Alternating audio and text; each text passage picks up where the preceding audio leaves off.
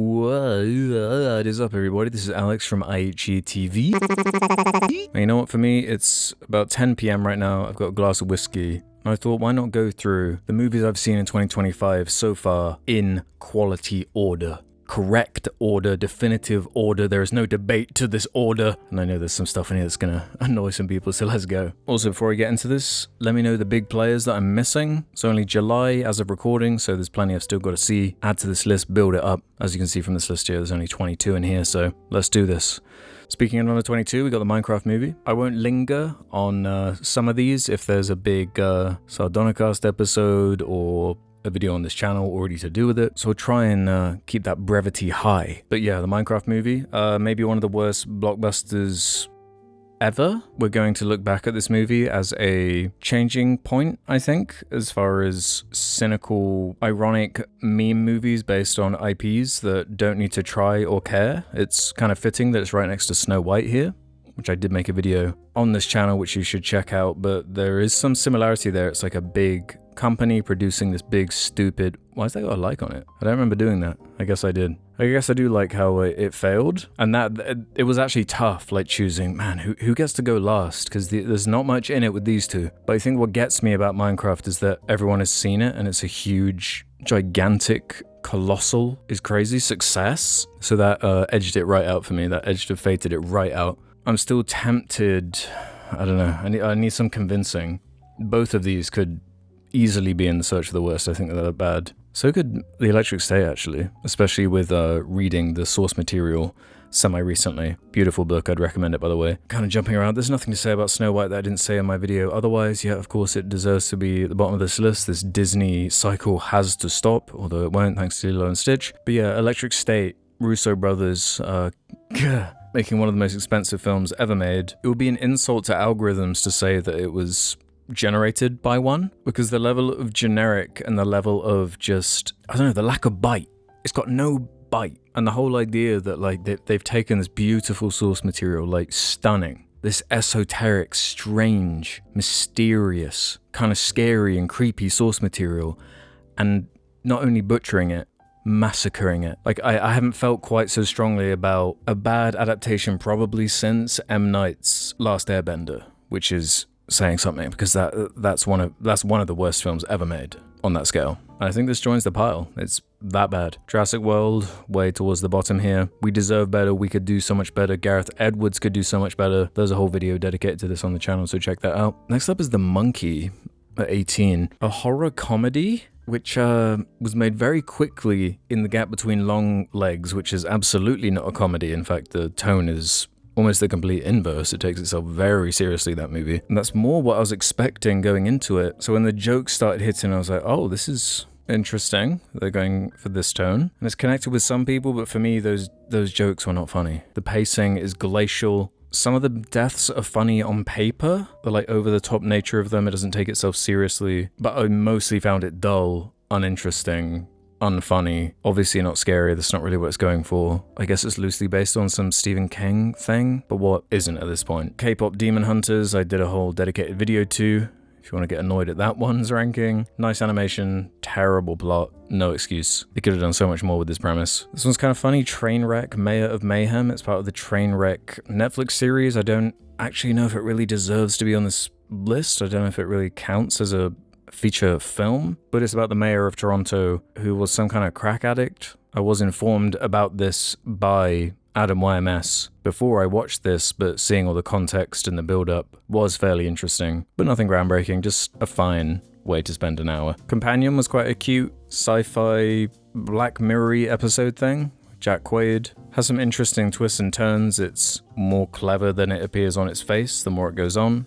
I think we're going to get more and more movies about AI, automation, the implications of it, and this is more exploring the impact technology has had / will have on dating and relationships. There's some good jokes. It's pretty lighthearted and breezy, quite easy to recommend. I think a lot of people will enjoy that. I know that this row is going to annoy some people. Next up is Mission Impossible. Kind of gave my thoughts on Jar and Sardonicast, but while the highs are high, God, it is way too long. Why is it 3 hours long? Why did they do that? Does not earn that runtime. The pacing, especially for the first act, is ridiculous before we get to that submarine set piece. Absolutely love the plane action sequence towards the end. Some character moments here and there. Can't be getting on with the member berry stuff. The more time passes, the more I kind of feel a bit disappointed from this. It definitely peaked at Fallout, that's for sure. This placement will be controversial. I got Sinners right here. I thought it was a good movie. I like that it's original, despite the clear inspirations from Dusk Till Dawn and other kind of vampire media. I'm in the group of people that like the first half a lot more than the second. I get into my thoughts a lot deeper on the Sardonicast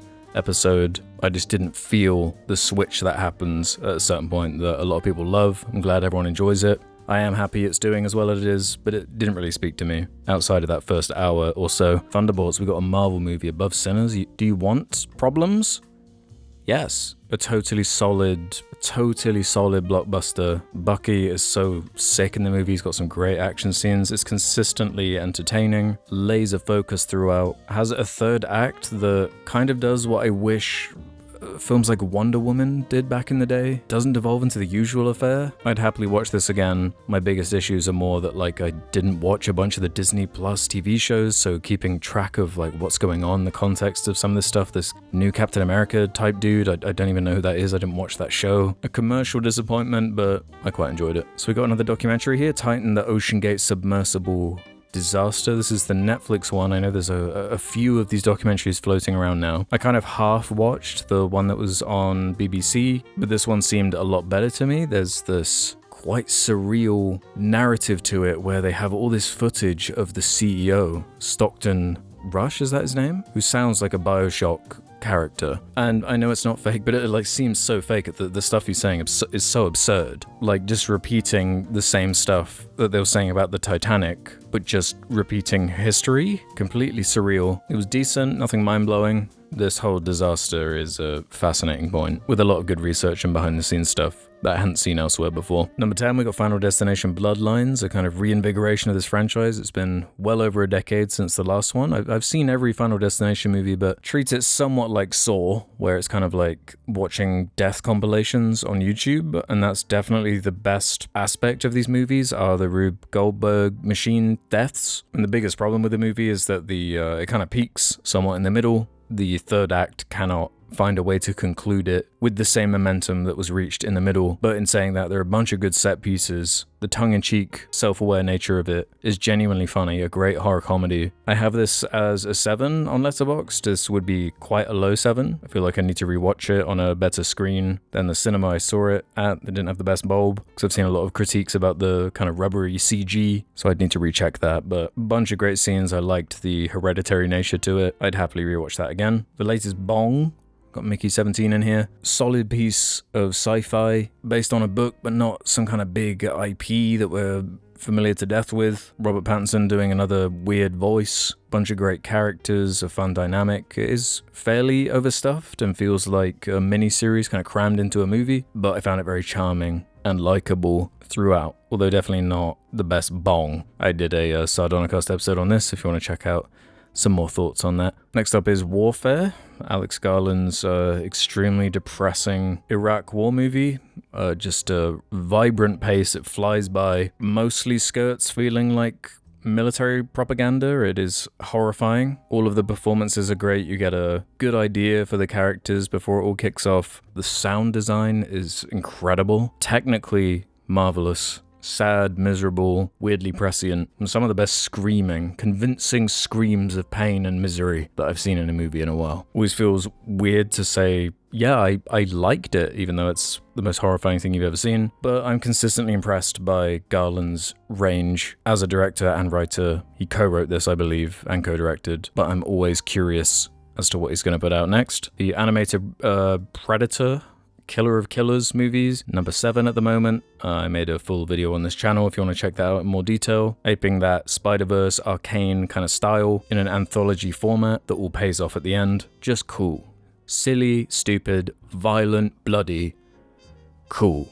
The best Predator movie in a long time. Got another doc in here, Louis Theroux, The Settlers. I absolutely love Louis Theroux's approach to his documentaries. He's so unassuming, and that unassuming nature is able to bring out this level of honesty and truth from the people he's interviewing, the subjects he's talking about, in this case, the settlers in the West Bank. Incredibly upsetting, dark, sad. And I found it interesting how at some points he kind of goes out of that gentle persona he often brings with kind of the urgency of the situation and how just horrifying it is. Nice one, Louis. He's pretty dependable. This is kind of like a sequel to I think he did a Weird Weekend on Israel, like, it would have been decades ago at this point, but that was also very interesting. I'm always there for Louis. Next up is Superman, a film that's growing on me the more time that passes. I've only seen it the once. I'm quite curious to see it again. I like the casting, and I especially like the approach to such a hopeful Boy Scouty character. I've never really been a Superman guy, but the approach to this is poppy, it's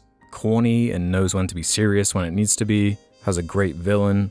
I gotta say, it's made me a little bit hopium-pilled, and I'm really enjoying the reaction to it. As far as like, yeah, it's cool. I love the punk rock stuff about it. He's like, yeah, maybe being nice is the new punk rock. He's a cornball. That's like the whole point of him. James Gunn just gets it. He gets characters. So many great character moments, some good action. But the delicate, quiet scenes are really what won me over. His chemistry with Lois is just crazy. There's a Sardonicast coming out on the movie shortly after this will be uploaded, as well as on the Jar Media Patreon. There's an hour-plus conversation I did with my brother, gushing and criticizing DC's latest effort. Next up, we got Bring Her Back, another film that has a dedicated video on this channel. Quite different to talk to me, but I like that. I like seeing the range of the horror. A lot more intimate. Sally Hawkins is just so great in it, as are the kid performers. Creepy, cool, original concept. They are definitely one to watch. I want to see them explore this genre in more and more unique ways. Love this circle imagery. It's very cool. They know what they're doing. Staying on the horror train, 28 years later, the divisive sequel to the film from the early 2000s. I love Danny Boyle's direction. It's so energetic and mad and experimental for how old the dude is. I do need to see it again for this to be fully cemented. This is kind of a trepidatious 3, but I've heard from people that have seen it multiple times that certain aspects to it sit a lot better. The wackier stuff is easier to swallow. I'm still kind of a bit concerned about the trilogy aspect of it, but there's a lot of cleverness baked in there. It's fitting that it's right above Warfare there with Alex Garland writing it, just like the original movie. I like the characters. I'm in on the world. I like that it's basically just a fantasy movie, unlike I just spoke about The Last of Us Part 2 in detail on the channel. The zombie side of it doesn't feel played out and boring. It's energized by their weirdness that they've added to it. I like that it's set in a completely isolated UK that's been cut off from the rest of the world that's just moved on without them. A lot of commentary baked in there. I've talked about this on Sardonicast as well as about an hour-long conversation on the Jar Media Patreon, if you want to check that out too. Now, I really didn't expect the Phoenician Scheme to be this high. Wes Anderson's latest, but again, kind of like a Superman, it's just been growing on me the more I've been thinking about it. Hasn't really left my mind's eye. It's funny, charming, avoids some of the pitfalls from especially an Asteroid City, where the meta-narrative's getting a bit too much. Or, you know, the French Dispatch, which has more of an anthology structure, and there were a couple of segments of it I thought were like 10 out of 10, but others that weren't quite as good. I suppose a whole that kind of brought it down a little bit. But this was really solid, really funny. One of the better comedies I've seen in ages. Just a treat all round, if you're a fan of that Wes style. With a little bit more edge, but not lacking the humanity that he's best known for with these dysfunctional family dynamics. And then finally, we got Black Bag. Might confuse some of you being at number 1, but this is at a 4-star for me right now. A laser-focused spy espionage Soderbergh mystery romance thriller. The pacing is nuts. It just flies by. An hour and 30 is crazy for a film like this. What it's able to accomplish in that time. I love these various characters. An amazing hook in the first scene. You're just so intrigued as to what's going to go down. The core dynamic of Fassbender and Blanchett, so charming, and it's kind of the heart of the movie. Clear nods to Bond, with Brosnan obviously being in there. This snappy, witty dialogue. I was quite surprised how much I kind of fell for this movie quite quickly. Fantastic script by David Coep, who I'm pretty sure also wrote this Jurassic World movie, but completely different echelons here. Didn't do well financially, but doesn't really indicate anything to do with the quality. Again, we did have a conversation about this on Sardonicast if you want any more dissections of the dialogue or specific scenes and stuff like that. But that's about it for now. It might not seem like that much, but are there any big ones I'm missing? Let me know in the comments. We're not even in awards season yet, so there's still heaps left to add to this list as the year continues. I'm sure this will look very different by the end of the year. Yeah, looking through this kind of surface level Google, I don't see too much crazy that would change this significantly, but I'm always ready to hear recommendations from people, especially the more obscure stuff that I might not know. But yeah, let me know your lists, what you're looking forward to, and the comment section below is available for you for your comments mad about why Sinners isn't higher. Sorry. Okay, I'll see you next time. Bye.